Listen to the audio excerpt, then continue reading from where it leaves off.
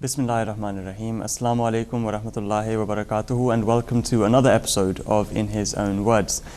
In this program, as you may be aware, we focus on the writings of Hazrat Mirza Ghulam Ahmad Sahib alayhi salatu wasalam, the Promised Messiah and Imam Mahdi, and we focus especially on the books of the Promised Messiah and try to delve into the deeper meaning of what he has mentioned through his very own words, and that is the gist of the name of the program, In His Own Words. In the previous programs, we've covered an array of books of the Promised Messiah alayhi salatu wasalam, and the purpose of this program, like we've been reiterating in our previous programs, is that we want our viewers to go back and read these books for themselves, because we've understood by the sheer grace and blessings of Allah that the Promised Messiah's writings are those spiritual treasures which had been hidden for centuries and many millennia, but now we have been given them by the Promised Messiah ﷺ, the true gems of Islam, the interpretation of Islam, to adapt it in today's day and lead us towards God Almighty. In any case, we do wish that our viewers go back and read these books for themselves. You can purchase these books from wherever our Jamaat is established throughout the world, in many countries throughout the world, over 200 countries, and you can also go to the internet onto www.alislam.org. In the library section, under the English books, you will find the English translation of many of the books of the Promised Messiah ﷺ. If you can read the originals, those are present in mostly in Urdu, some in Arabic, and some in Persian as well. We have with us here in the studio Abdullah Diba Sahib and Zafir Malik Sahib. Inshallah, in today's program, we're going to be looking at A Message of Peace, which was a book of the Promised Messiah ﷺ, and this can also be found on the internet and can also be purchased as well. Zafir Sahib, as I understand it, this book is in fact the last of the Promised Messiah's writings, and in fact it was meant to be, I think, a lecture, but because it was the last book, it couldn't be delivered by the Promised Messiah ﷺ, obviously due to his demise. But if you could just give a brief overview of what the book is. That's right, Qaasid. As you mentioned, that this is the final book of the Promised Messiah ﷺ, and it was in fact written on the 25th of May 1908. So to put it into perspective, that was the day before the Promised Messiah passed away. And he did intend to read it out at a lecture in the University of Punjab, but that was later on read out on his behalf, since he was called up to God Almighty. The theme of the book is in fact very current, even in today's terms, and it's literally how nations should coordinate and work together to build peace and harmony in society. And since the Prophet was writing at a time when the two main dominant religions were the Muslims and the Hindus in India, so the main focus of this book is directed towards them. But it's not just towards the Muslims and Hindus, and as I said, it's in fact to all people, all nations in fact. If they actually take a look at what the Promised Messiah has mentioned, it's a building block to a safer and peaceful society. So that's just the gist of the book, as we say, and we'll find out exactly what the Promised Messiah has written. In essence, it can be understood as the solution to the two-nation theory. Any two nations that are conflicting between one another, the Promised Messiah ﷺ has given a very beautiful and very emphatic solution to that problem. Starting off from the very beginning, the Promised Messiah ﷺ, he starts off the book by mentioning how all people around the world, all religions have and share one thing in common. What is that? The Promised Messiah states, notwithstanding the hundreds of differences between us, Muslims and Hindus alike share one thing in common, i.e., we all believe in God, the creator and master of the universe. Also, we belong to the same denomination of God's species and are referred to as humans. Furthermore, as inhabitants of the same country, we are mutual neighbors. This requires that we become friends to each other with purity of heart and sincerity of intentions. We should dispose kindly to each other and be mutually helpful. In the difficulties pertaining to religious and worldly matters, we should exercise such sympathy towards each other as if we have become limbs of the same body. So, the one thing that everyone shares in common is the belief in a divine deity, a God, a creator, the master of the universe. And then the Promised Messiah shares, with us what we should be doing, in essence, how it should be in the world.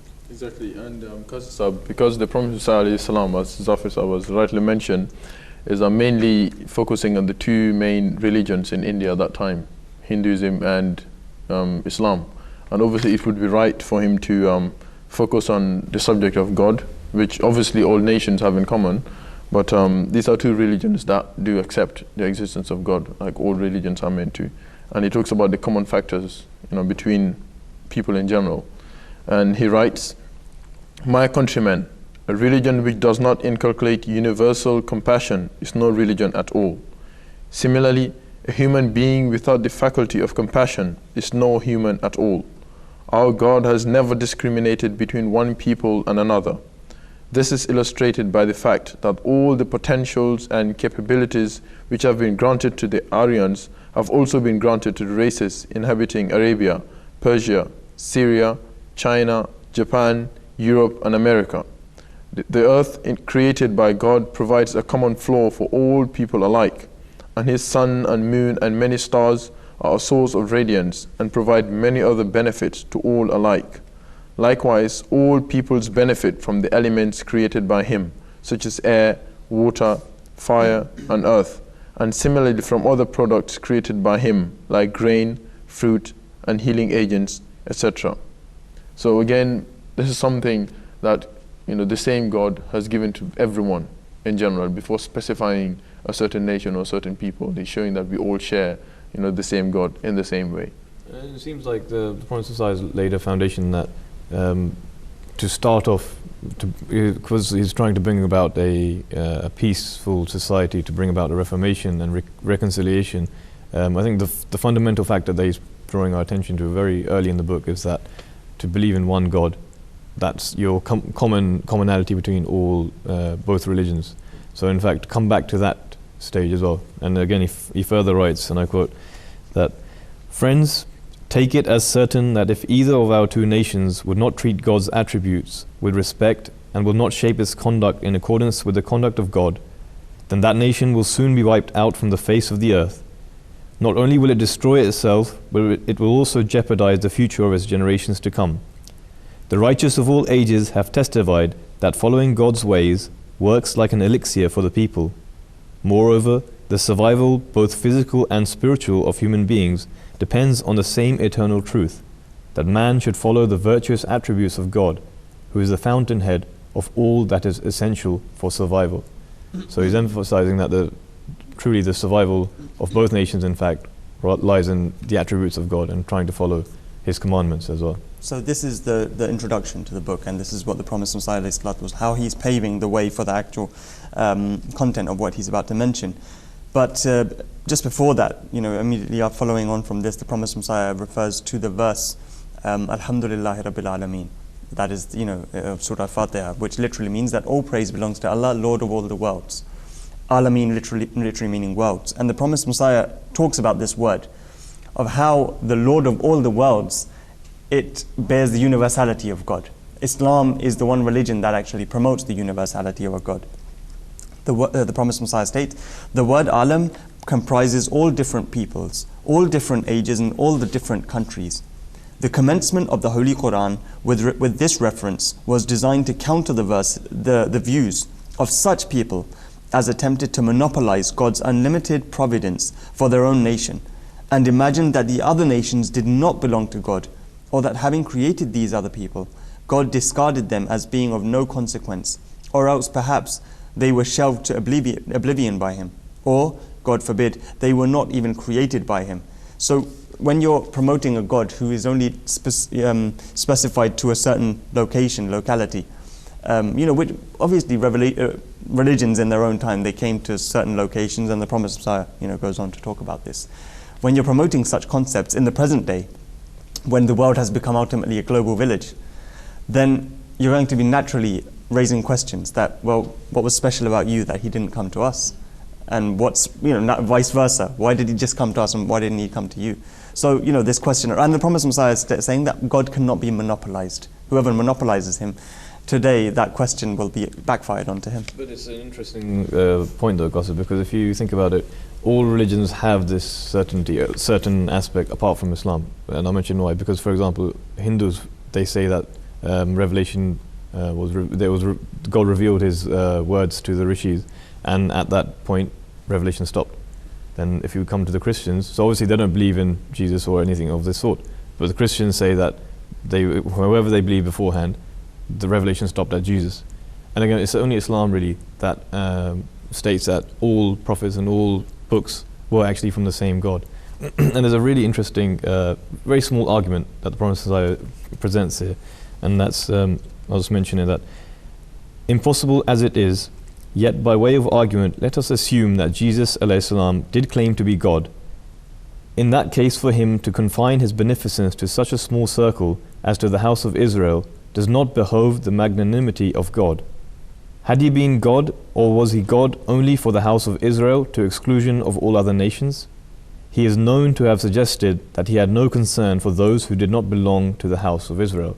So again, the promises are just mentioning that if Jesus, let us assume, hypothetically speaking, that He was God, then it doesn't justify the fact that God was only sent, or He only sent His messengers to a certain people or a certain time.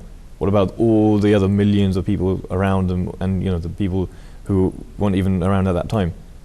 Exactly. What should arise that Exactly. God only came to a certain few. What was He doing with the rest of mankind? Exactly. So that's the one of the main reasons why the Prophet ﷺ has made it quite clear from the verse that he quoted, Alhamdulillahi Rabbil Alameen. So for example, the Christians are talking about Jesus being a God, He's certainly not that God that Islam is referring to, because the God of Islam or any other religion is the God of all the worlds.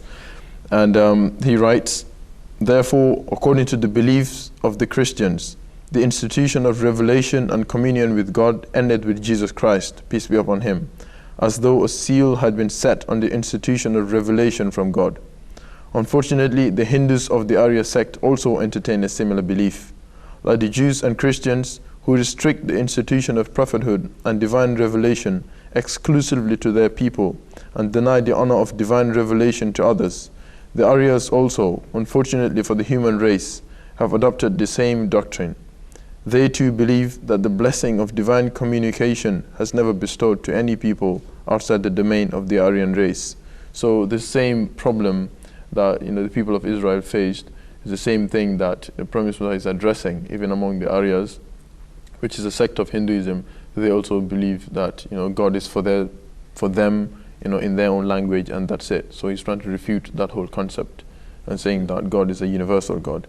And right at the end, in fact, the Promise of Silas, he sort of gives a conclusion, doesn't he? He goes that one can safely conclude from this, what you just read out, one can safely conclude from this that both these nations do not consider God to be the Lord, provident of all the worlds. So Islam, ultimately what he's proving is that Islam is only religion to promote a universal God. Exactly, and Qaasid, continuing on this same subject, the Promise of Silas, so he's just presented a problem. Now he answers it by the way that Islam has answered this scenario as well. And I quote, that God has also made it clear in several places in the Holy Quran that His messengers have been appearing in different lands all over the world. In fact, He did not neglect any people or any country. The Holy Quran explains through various examples that just as God had been looking after the physical development of the people of every country in accordance with their requirements, so has He blessed every country and every people with spiritual upbringing. Allah says in the Holy Quran, وَإِن مِّن أُمَّةٍ إِلَّا خَلَا فِيهَا نَذِيرٌ, meaning that there is no people to whom a warner has not been sent. So again, the solution to this scenario, as the Holy Quran mentions, that every single nation, whether they were in the past or they are to come in the future, they've been sent a prophet. So for every nation there has been a guide. So that at the end of the day, in the Day of Judgment, no one can turn around and say, God Almighty, that we had no guide or anything of that sort. Who are we supposed to follow? And the Promise of Silas, in fact, is mentioning that some religions, they have a very a sort of interpolated or perverted concept of God, which is far from the truth. But the Promise of Silas at the same time is acknowledging that these were initially from God Almighty. And this is sort of paving way for another question which the Promise of Silas will pose at a later stage. But before we go to that, the Promise of Silas, I just want to mention what he's mentioned regarding the purpose of the book, or sort of, what he's mentioned about the book and how he's offered it to everyone. He states, So, O compatriots, this short epistle entitled A Message of Peace is being presented to you with all due respects and with a sincere, heartfelt prayer that Almighty God may Himself inspire you and fill your hearts with trust in my sincerity, lest you misread this friendly gesture and consider it to be an attempt to gain some ulterior motive. Dear countrymen, the matter of the hereafter is very often obscured to ordinary people. Its secrets are known only to a few of the enlightened, who embrace a kind of death for the sake of their Lord before they actually die.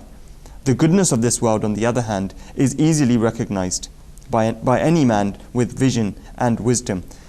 So very, simple to understand. It's not that the Promised Messiah has some ulterior motives. The Promised Messiah is only doing this as a goodwill gesture, as has been the case with all his literature. Of course, he was a prophet of God, but this is something which is inbuilt in a prophet, that he has compassion for his fellow beings. And this compassion we see not only in this paragraph, but on a day-to-day basis when you read the life of the Promised Messiah.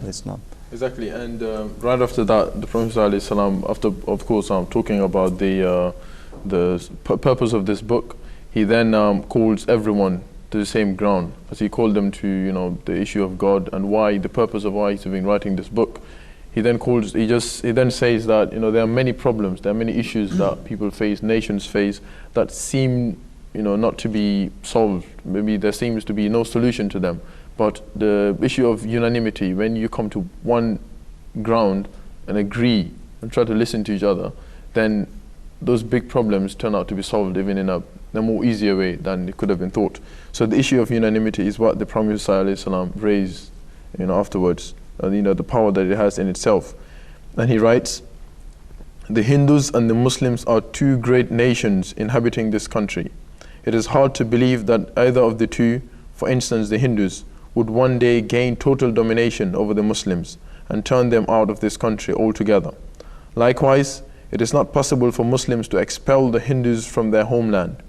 It should always be borne in mind that Hindus and Muslims are indispensable to each other in this country. If one is beset with a calamity, the other will inescapably share it. If either one intends to humiliate the other out of egoistic pride or vanity, then it will not escape the consequent disgrace itself. And if anyone among them falls short of showing concern for his neighbor, then he too will suffer the ill effect of his callousness. Anyone who contemplates annihilation of the other is like one who saws off the branch on which he is sitting." So there are two great nations that are living in one country. They share the same rights in the same country. So one group cannot try to turn the other group out of the country. So he's saying, because you're all together, you might as well try to agree on common grounds and just try to get to a solution. Because I cannot see the Muslims being so dominant that they end up throwing all the Hindus out of the country. Nor can I see the Hindus doing the other thing. So he's calling them towards the positives rather than them concentrating on the negatives that they have. The question sometimes arises then, because today we see Pakistan and India, if we're just talking about Hindus and Muslims as two separate nations. But even today, these problems arise despite the borderline that's been drawn between both nations. They still have the same issues. They still have the same problems. And despite that border separating both countries, they still have to live amongst one another, coexist amongst one another. They cannot be cut away from the world. And this book, it's not null and void today. It still applies, in fact. And it applies more than ever before, because it's not just the Hindus and Muslims now that we can apply this book to, but it's everything in its totality. The whole world can be applied to this, because there are so many religions in every single country, and the rights have to be upheld. Exactly. And while staying on the same topic, the Prophet mentioned something very subtle and very something people often forget, and I'll just mention it and then we can go on. He says that, "In precarious times such as these, I invite you to truce, as reconciliation is urgently required by both nations. Many a calamity is befalling the world. There are earthquakes and there are famines. Over and above the earthquakes and famines, we continue to be plagued by the bubonic pestilence. Moreover, the divine revelations which God has conveyed to me further confirm that if people do not mend their evil ways and practices and do not repent their sins, the world will be further visited by other severe calamities. One misery will not end before another follows. Eventually people will reach the end of their tether and will wonder what is happening to them, and what next is in store for them. They will be pushed to the edge of their senses by calamity upon calamity. So take heed, my countrymen, before such evil days confront you. It is highly essential that Hindus and Muslims should come to terms with each other. So Qaasid Sahib is it's a very small point, but the Promise of Silas is mentioning that at the end of the day, you're both involved in the same issues. For example, if there's a plague in the country, it doesn't matter if you're a Hindu or a Muslim, you're all affected by it. You're one community. So it's time that you put your differences aside and actually work together for a more peaceful society. Because at the end of the day, we're all human beings, and you have that compassion for one another, regardless of their differences. So it's a very subtle point, but it's very interesting. I mean, immediately after that, in fact, just following on from that, the Promise of Silas, then, a natural question arises then, but there are so many religious differences in the world that have such a negative impact on the, religious beliefs upheld by those certain people. Then how is it then that one can come to reconciliation? And answering this very question of how to adapt reconciliation, despite the fact that there are so many religious differences playing a negative impact, the Promise of Silas states, difference in matters of religion can only play a negative role when it disregards the dictates of justice, wisdom, and the well-tested human values. It is to avoid this danger that man has been fully fortified with a clear sense of judgment and common sense. He should thus always carve a path for himself which never deviates from the path of justice and good sense. And this, I think, today, if anyone is declaring justice, compassion, and tolerance throughout the world, then it's Hazrat Khalifatul Masih in this modern day. You read the Peace Symposium addresses, you read through his various addresses that he gives in different places. This is something which is being echoed throughout the world now, this very basic message. And then, like you rightly said, the Prophet ﷺ, looking at of course there are differences between the religions, but then he admits himself by saying that there are some teachings of the Holy Quran that can also be found in the Vedic teachings. But and then he brings about one difference, which is the issue of revelation being seized, as the Hindus, believe that God is only, again monopolizing God, and that he only speaks to us, and then he has stopped speaking. But interestingly, the Prophet ﷺ, the first example he brings about is from the Hindus themselves. He said there were many saints that were born from among the Hindus that have claimed to be recipients of revelation, have communicated with God. And he's given examples. He gave, for example, Hazrat Krishna, who was a prophet of God, who received revelation from God. God spoke to him, and he claimed to be from God. He's from the Hindus. Another one was Hazrat Guru Baba Nanak, who was also from the Hindus, and he received many revelations. So examples from their own people. And then he also said that Hazrat Guru Baba Nanak was a Muslim who he even went to perform the Islamic pilgrimage in Makkah. And from his cloak, that is very famous cloak, which had verses of the Holy Quran written on it to show again that he was a Muslim. And one interesting thing is that he pointed out one of the missions of Hazrat Guru Baba Nanak, which is very similar to what the Prophet ﷺ is trying to do himself. He said that Hazrat Guru Baba Nanak tried to reconcile the Hindus and the Muslims, and he said, but unfortunately, like it's done to many great people, they're turned out of their countries, or they're rejected by their own people. So he said Hazrat Guru Baba Nanak tried this, and unfortunately for the people of India, they rejected his message, and they didn't listen to the reconciliation that he tried to do. And interestingly, he even said that if he came with some pious teachings, and which he has shown, and if the Indian people had shown respect to his teachings, then Hindus and Muslims would have become united by now. So he's saying that because they ignored his teachings, today these problems are still there. And he writes again about the revelation that Hazrat Guru Baba Nanak claimed to have received. In any case, he proved, that is, Guru Baba Nanak proved that the institution of revelation and communion never terminates, and that the divine signs of Allah always appear through the agency of His chosen ones. And he stood witness to the fact that harboring enmity towards Islam is tantamount to harboring enmity towards the divine light. Similarly, I can also, from personal experience, give testimony that the present age has certainly not been deprived of communication and revelation from God. On the contrary, God still speaks as He used to speak and still hears as he used to hear. It is not that his eternal attributes have become inoperative. I have been blessed with communication from God for nearly 30 years, and he has shown at my hand hundreds of signs which have been observed by thousands of witnesses, and have also been widely published in books and newspapers. Without exception, people from all denominations have witnessed one or another of the signs. Promise Silas also gives his own personal experience, and he also said that people are witnesses to these signs, that he has been receiving revelation from God Almighty. And in fact, Qaasid, this point about revelation is so important, it's so valid today as well, because even Muslims to this day say that at the time of the Holy Prophet ﷺ, revelation has stopped. So this is one thing that the Promise of Silas reminded the world, that in fact God spoke just as he spoke in the beginning, he still speaks today. So this is a very important point. And again, he mentions along these lines that the reality is that once a long time elapses after the revelation of a divine book, the followers of that book, either out of sheer ignorance or as a result of some ulterior motives, by mistake or by intent, feel free to annotate the divine teachings.